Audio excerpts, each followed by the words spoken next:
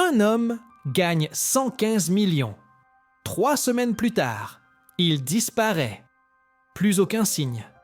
Pas de traces bancaires, pas d'image, pas même un regard dans le rétroviseur. Comme si l'argent l'avait effacé.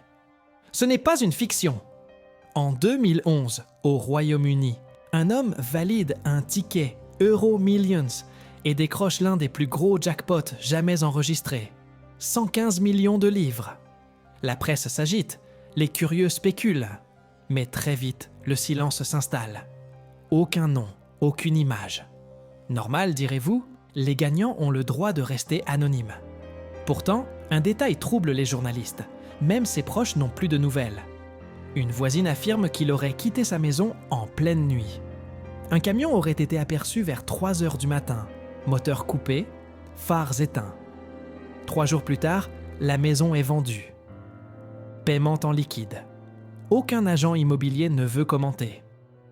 Un ancien agent de sécurité financière, interrogé anonymement par un journal local, a lâché une phrase étrange. Chaque jackpot crée au moins un fantôme.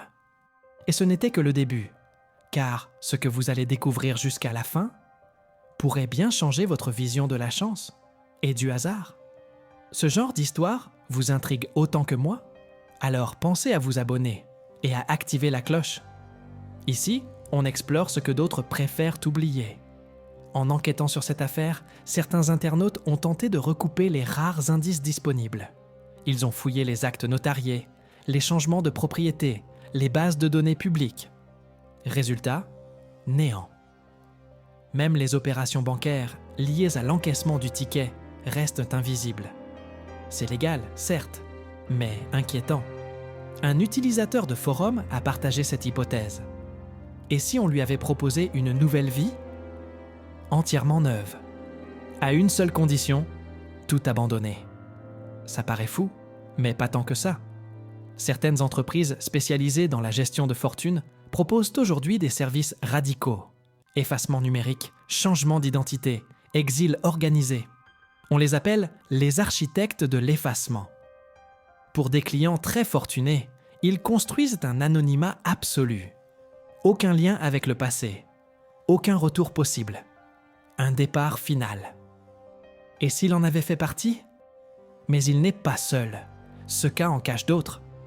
En Espagne, une femme ayant gagné près de 130 millions s'est retirée dans une ferme isolée, sans électricité. En France, un homme gagnant est retrouvé quelques mois plus tard, vivant dans une grotte du Massif central, convaincu que sa fortune attirait les mauvais esprits.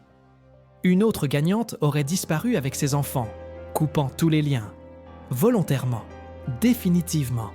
Et puis, il y a cette autre histoire. En Irlande, un gagnant de 89 millions est vu une dernière fois dans un aéroport de Dublin. Il avait liquidé tous ses biens, résilié ses comptes, vendu sa maison. Sa sœur a reçu une lettre manuscrite, postée depuis un pays inconnu. Une seule phrase : « Je n'ai pas fui, j'ai accepté ». Depuis, aucun signe, aucun mouvement, rien. Alors, on peut se demander, et si gagner à l'Euromillions n'était pas seulement une chance, mais un test, une sélection? Et si ce billet n'était qu'un prétexte pour approcher certains profils? Des gens discrets, sans attache, mentalement stables, parfaits pour un nouveau départ ou un nouveau rôle. Mais dans quel but? Des théories circulent. Certaines folles, d'autres troublantes. L'une évoque un programme secret européen visant à créer des unités indépendantes dans des zones du globe sensible, à partir de profils détectés via les réactions aux gains extrêmes. Une fiction paranoïaque? Peut-être. Mais les chiffres montrent une chose. Plus le gain est élevé, plus la probabilité de disparition volontaire augmente.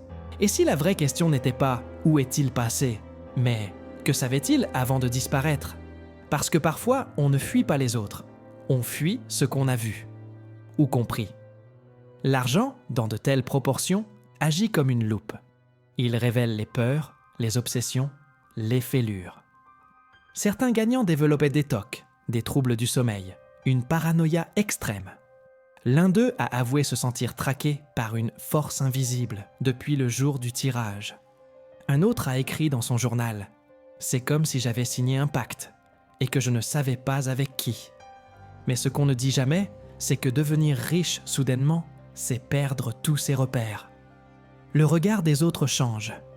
Les relations se fissurent. Vous ne savez plus si les gens vous aiment ou vous convoitent. Ce qui vous paraissait sûr, vos amis, vos habitudes, votre nom, tout devient fragile. Certains gagnants parlent d'un isolement total, d'un vide impossible à combler, comme si l'argent avait aspiré leur humanité. Et peut-être que la réponse est plus simple. Peut-être qu'ils voulaient juste la paix, une solitude absolue, sans regard, sans attente. Peut-être qu'il avait compris une chose que nous refusons tous d'admettre, que le vrai luxe, ce n'est pas de tout posséder, c'est de pouvoir tout quitter. Aujourd'hui encore, personne ne sait ce qu'il est devenu. Il n'est jamais réapparu. Aucun mouvement suspect sur les comptes, aucun témoignage crédible, aucune rumeur solide. Juste ce vide, et cette sensation étrange qu'il n'a pas disparu, mais qu'il s'est simplement glissé là où on ne regarde jamais. Alors, que s'est-il vraiment passé? Était-ce un choix, une fuite ou une mission invisible? Peut-être que certains gagnants ne devaient jamais être retrouvés. Et vous, qu'est-ce que vous en pensez?